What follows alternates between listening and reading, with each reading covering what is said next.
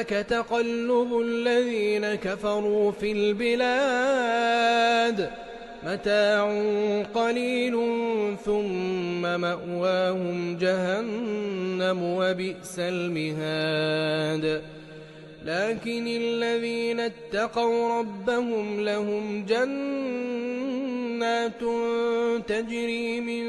تحتها الأنهار خالدين فيها نزلا من عند الله